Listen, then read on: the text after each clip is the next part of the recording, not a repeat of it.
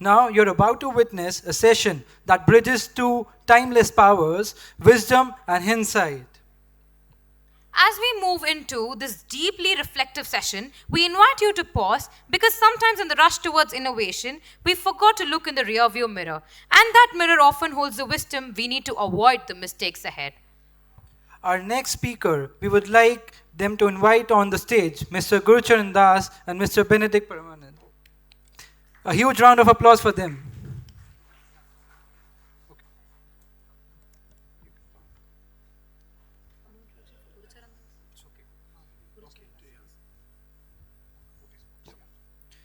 Our next speaker is none other than Mr. Gurcharan Das, a name synonymous with intellect, insight, and influence. A Harvard-educated philosopher and the former CEO of Procter & Gamble India. He is the author of iconic India Unbound, which captured India's journey from regulation to liberalization like never before. His career reflects not just leadership in business, but a deep commitment to understanding the human side of economic change. A celebrated public intellect, a policy commentator, Mr. Das continues to guide minds through his plays, essays, and global talks. His words don't just inform, they stir reflection and spark action. Please welcome the ever insightful Mr. Gurcharan Das and Mr. Benedict. Session was amazing. I'm sure you agree. And I'm so honored to be doing this session with Mr. Gurcharan Das. By far, India's best business book writer. Please give him a big hand, please. Welcome.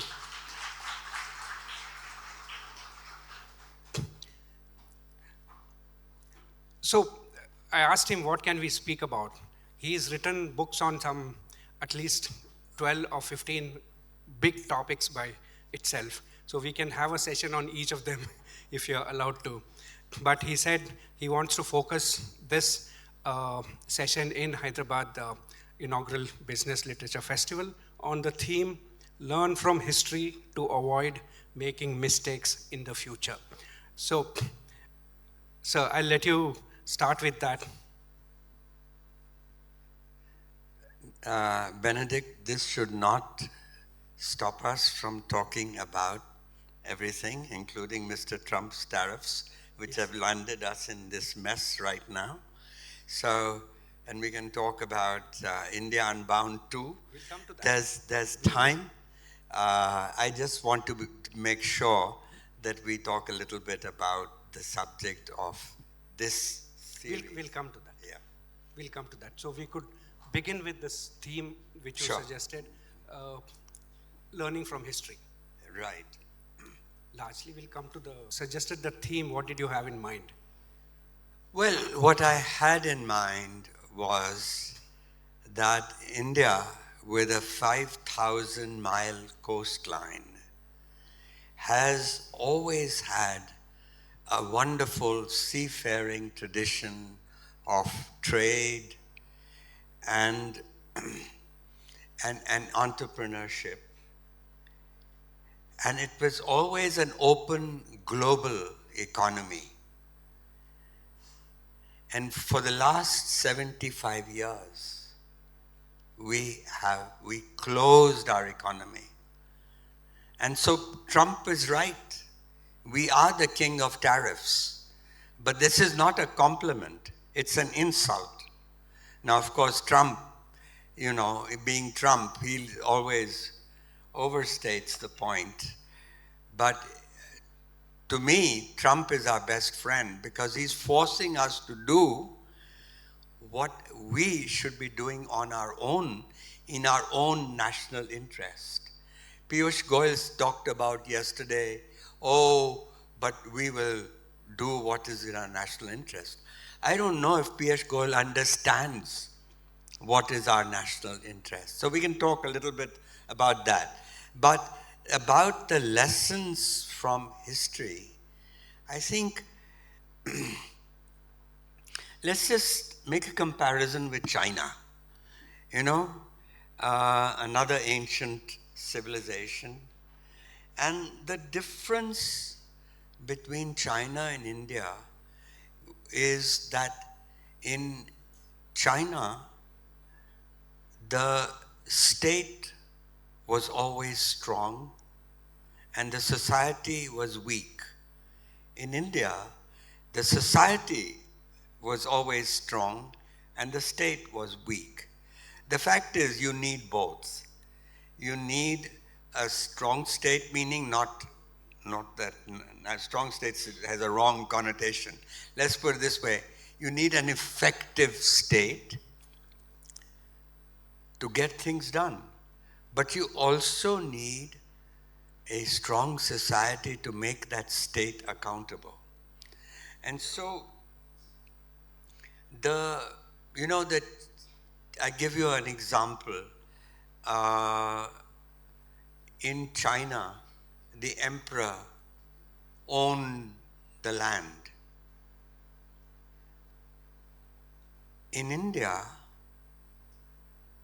the Arthashastra, by the way, which is a small commercial break, this is a 15 volume series of books published by Penguin over the last 10 years, and they are about the business and economic history of India.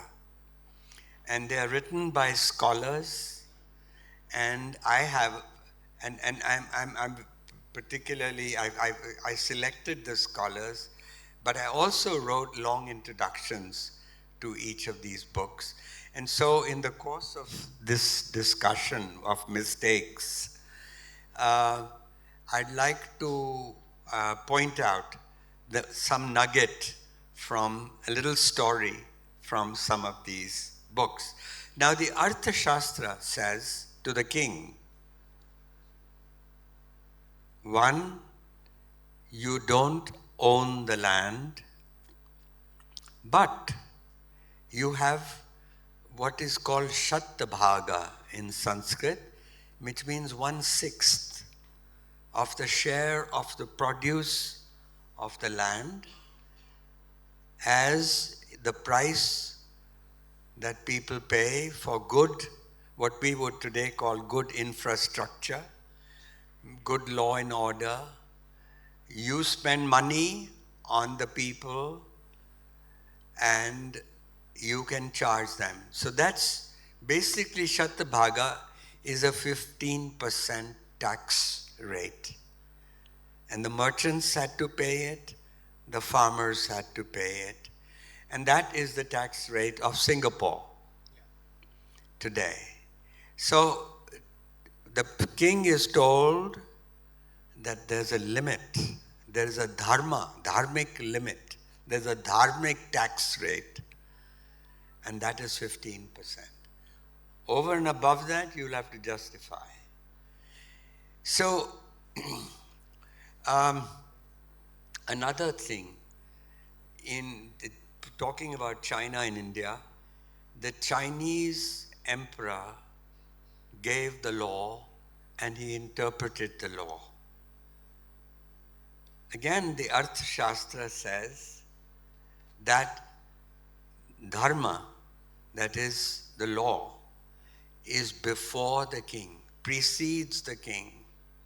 And the job of the king is to uphold dharma for the benefit of the people.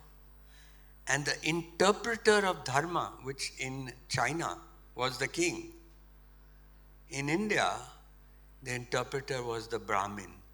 So very early on, during the Nanda dynasty, one of the first kingdoms, there was a liberal division of powers between the state and society. And so I start with this because I think that, frankly, today,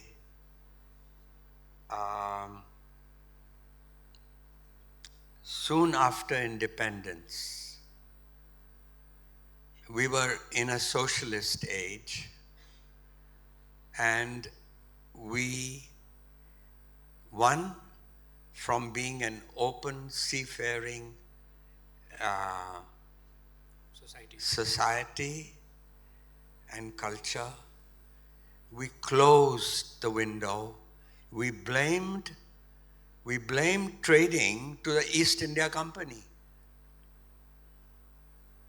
And we thought, at that time anyway, socialists and Marxists did not like business. They did not like trade. So the merchant was considered a crook. And even Mr. Nehru, in a lunch with JRD Tata in 1956, JRD was trying to persuade Mr. Nehru about the fact that even the public sector has to make a profit. And Nehru says, Jay, we are just about to have lunch, so let's not spoil it. Profit is a dirty word, so we won't use any dirty words before lunch. So that was the society that for 40 years, that was what Rajaji called License Permit Inspector Raj. And essentially, we lost our economic freedom for 40 years. We had a lot of other freedoms that we can admire Mr. Nehru for. But this was a blind spot. Anyway, the lessons from history here, I've told you, essentially, this is one example, Benedict. Yeah, so just to give you a little break, there are 15 books. You can see the covers on the screen. I think I used to, yeah, I used to think that business history writing is weak in India until I came across this series which Penguin has published, and it is credit to Penguin for getting Mr. Gurcharan Das to anchor this 15-book series, and believe me, each one of them is a gem by itself, and I can really share this, that 98% of Indians don't have a clue of our rich Indian business history. So here 100 people are there. I would like at least 50 of you to pick up each of these books today. Okay. He's going to do good for my sales. Okay, so so next, Benedict, let's move. This is a volume called The World of the Tamil Merchant, a book written by Kanak Lata Mukund, who lives in Kunur or somewhere up there in those hills, Nilgiris.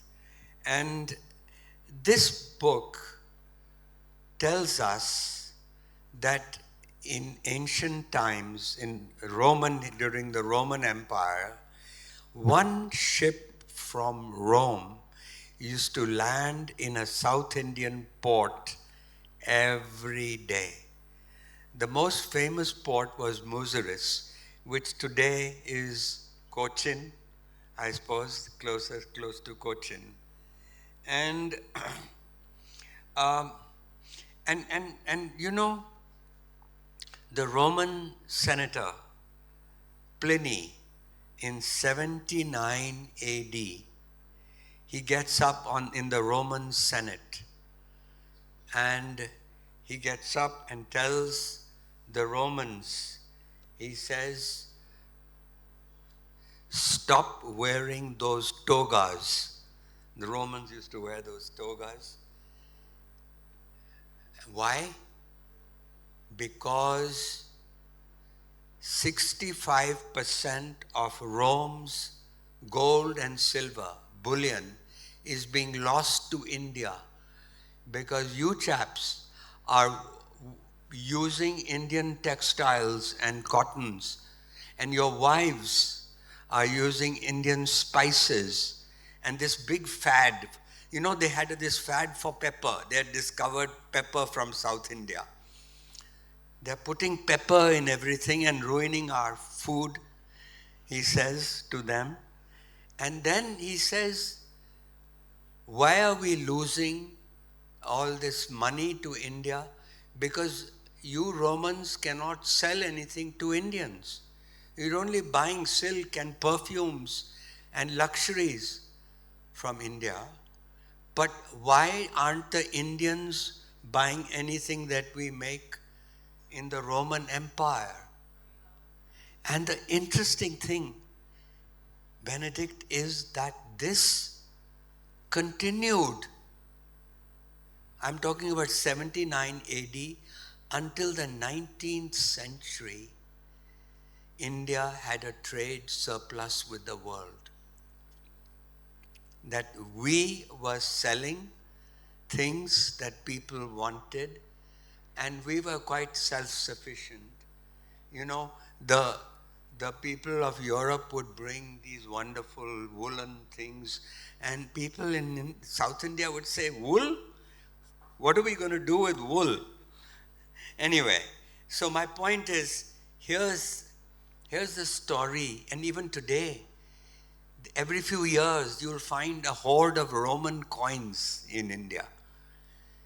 And so this is a fascinating book to talk about that trade. Who were the merchants? Who were the captains of the ships? And it's all about the wonderful stories of I've just told you one story. Now,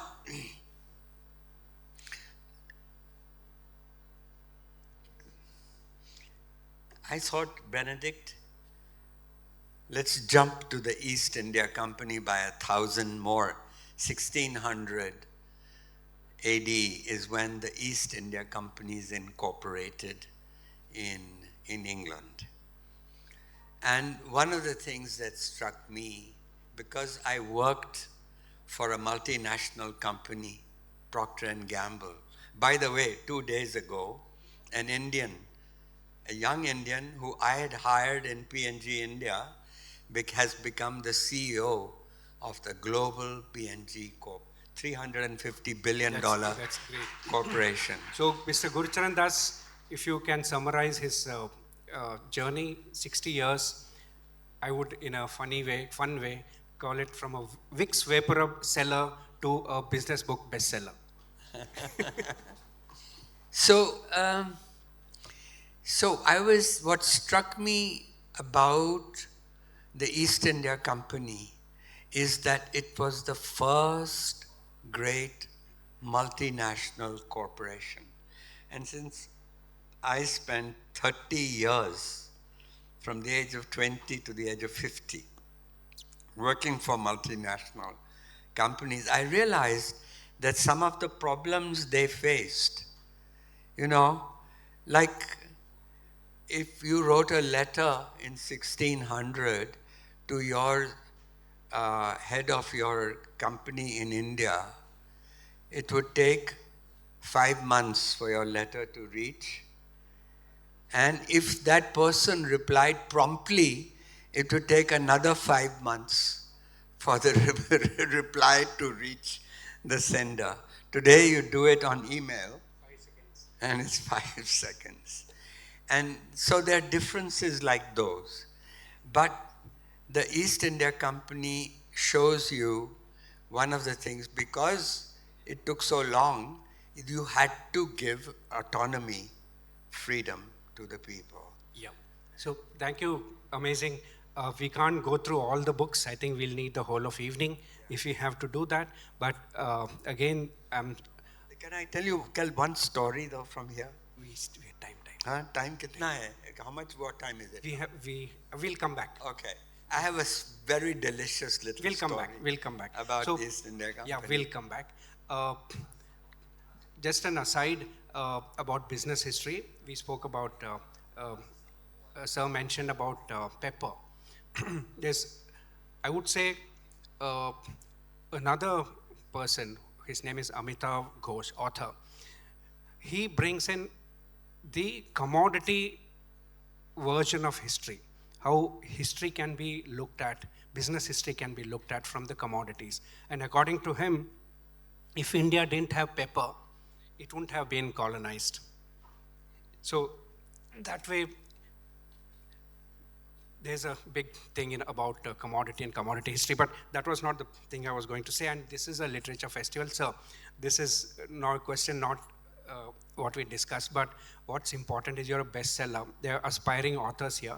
We have 13 minutes, one question, and we'll open it up to the audience, full 10 minutes. So what does it need? What does it require to write a best-selling book? Okay. Well, first of all, that's the wrong question. The right question is not to think of it as best-selling or even selling. You have to want to do it. You know, one of my earliest memories, Benedict, is in that book, my memoir, Another Sort of Freedom. In the beginning of that, I tell a story when my memories of kindergarten. I'm coming home from school with a report card, kindergarten report card, and my mother's standing at the door, and she sees I'm smiling, so she says, "Did you stand first?" And luckily my father is nearby, and he says to her, that was the wrong question. And what did he mean? He meant to say that ask him what he likes doing in school. Does he like to draw? Does he like to hear stories? What is it that in kindergarten? So in the very beginning of my life, I realized from my mother the idea that one day I would have to make a living. She wanted me to stand first, work hard, and go to a good college and get a good job. That was her agenda. My father was more relaxed, who wanted me at the same time to make a life. And so what I'm telling you is that making a life, what my father was teaching me, was to discover what I liked. And so you should, to be a writer, you should want to write. Because frankly, my wife sometimes tells me, why do you spend hours and hours working like this when you can have so much fun? But what she knows is that I get so totally lost when I'm writing. So one hint to find out if you like doing what you do is that time gets distorted. You say, oh my God, as Benedict is worried now, 1:30 is approaching. The fact is that when I'm writing, I lose hours. I say, oh my God, it's 12 o'clock already. I write from 6 to 12. In between, 2-3 hours, I don't even exist. It's like the question somebody asked Tendulkar when he was approaching his double century. They asked him, the reporter said, how did it feel like when you were close to your double century? He said, I was not even there. By then the ball had become so big and the bat had become so big that the bat kept hitting the ball. Well, the athletes call that being in the zone. And so the first lesson of writing a bestseller is to love doing what you're doing. Yes. And simply, there's only a 2-line definition of happiness. To love the work you do and to love the person you live with. Bas. If you have got that, you've got nirvana. Yes. And so that would be my answer. Find if you really like doing what you do. And in my case, I stumbled, frankly. And we all stumble. We're not like Mozart. At the age of 3, He knew he was a musical genius. And by 5, he had written his first symphony. We stumble. And if we are lucky, we find what we love doing. Okay, sir. On that note, we opening up for questions. Mics can be passed, please, fast. So while the mic is being passed, this is Mr. Gurcharan Das's latest book. I think 2 years back it was published. It's called Another Sort of Freedom. It is a memoir. So A year ago, actually. A year ago. It's an amazing book to read. Very reflective. It's not just about business. It's about life. Another sort of freedom. The dedication to the book is to the happy few who don't take themselves too seriously. Yes. Take your work seriously, but not yourself seriously. That's the secret of moksha. Awesome, awesome. Question?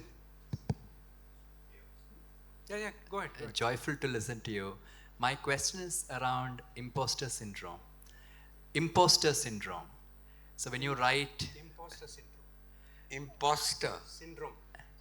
Which Imposter is? syndrome. So when you're articulating your thoughts, writing something new, creating any creative work, there is also sometimes that comes with it a sense of, am I qualified enough to do it? Like writing a book is a big thing for me personally, or writing an article. And there's always that thread of, am I qualified to write this or not? So that's how do you engage with that block or the creative block of putting it out there for everybody to read? When you said imposter, suddenly I thought of AI. And I got worried. But look, it comes down ultimately to like something, you get slowly confident doing it. I did it on weekends. I worked for VIX in the daytime, Monday to Friday. Saturday, Sunday, I decided I'd try my hand at writing.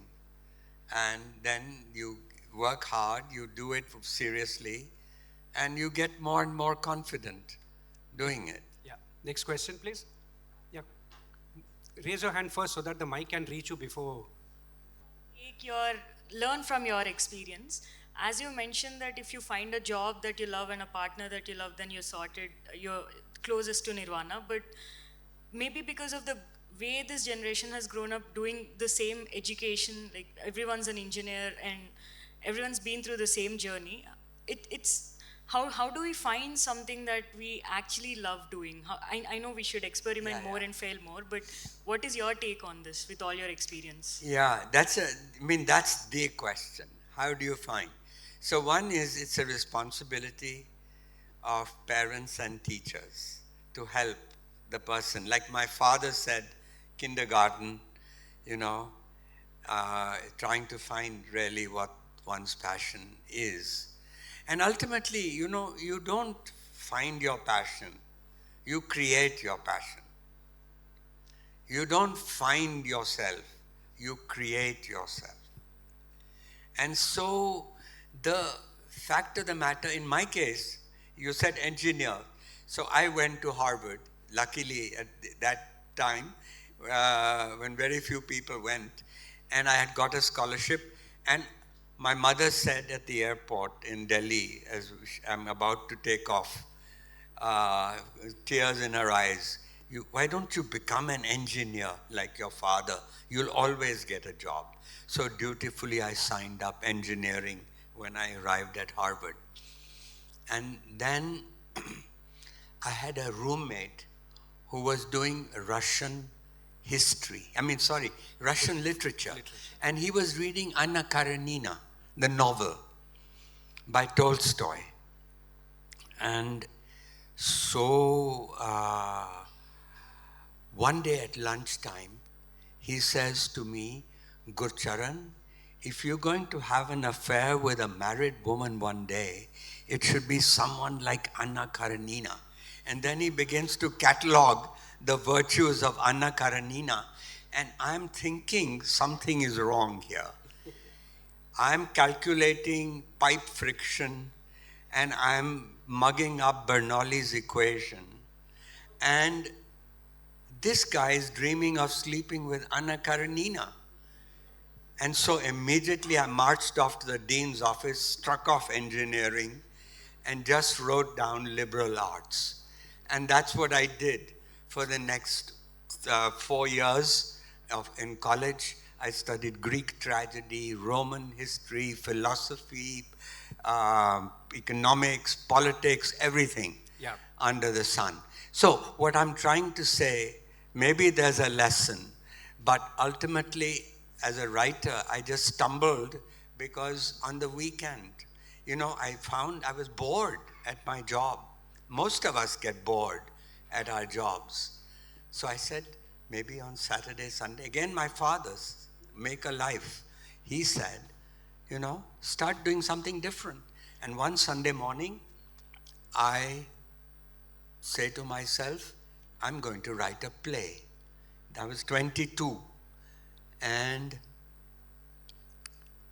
I said, next thought, it must have been a morning like this when Shakespeare also decided to write Hamlet. This was to give myself josh. Now a sane person doesn't talk like that. But all these things happen. Yeah, so that play was, that what you wrote became a play and played at several prestigious places. Yeah, it became a prize winner and got performed on BBC. Yeah. So you know that Mr. Das doesn't write only business books, he has written plays. So his canvas is very, very vast. So one more question there. Mr. Das, big fan and an admirer of your intellectual prowess. My name is Shayak. I am an HR professional and also a quizzer. I take a lot of interest in understanding and studying human behavior, and stories from the past, especially Indian history, has been one of my relied sources where I go back and study and understand how kingdoms used to work, etc., etc. My question to you is, what are your references from Indian folklore or even world history which helps us enrich our knowledge about human behavior and human psychology so as to function better as a society? Well, my dear fellow, we'll spend the whole day discussing. We can write a book on that. So, do we have time for that? Just one thing, sure. Because that wonderful person who brought me from the airport this morning asked a similar question. They said, you went to Harvard and you studied Sanskrit at Harvard. And why did you study Sanskrit? And I had to tell him that when you go abroad, you kind of become an ambassador for your country because people keep asking you questions. And they kept asking me about India. This is 1960s when the Beatles were, and there's this whole sort of mania of Indian gurus and everything going on. And so I had to answer questions and I studied Sanskrit, and that's how I was able to write a book like The Difficulty of Being Good, which is an interrogation of the Mahabharata. So the point here is, India is the oldest storytelling culture in the world. Writing is about storytelling. You notice Benedict asks me very innocent, sensible questions, and I turn each one into a little story. That's what is all about writing. Writing is just telling stories. And so, I'm not sure I can answer your question, but there are Aesop's fables came from India. The stories, went through the Arabs, and I can give you other examples as well. I think we are out of time, but I'm going to make a huge and amazing announcement about Mr. Das. He's 80, and he's going to write a book very soon on AI and Gita.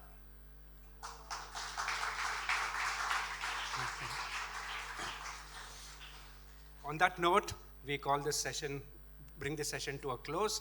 Thank you so much, nice audience. Thank you so much, sir. Thank you. What a session, thoughtful, layered, and packed with timeless wisdom. Now I would like Mr. Benedict to facilitate Mr. Gurcharan Das. I would like Mr. Sudhakar sir to please come on the stage and facilitate the guest.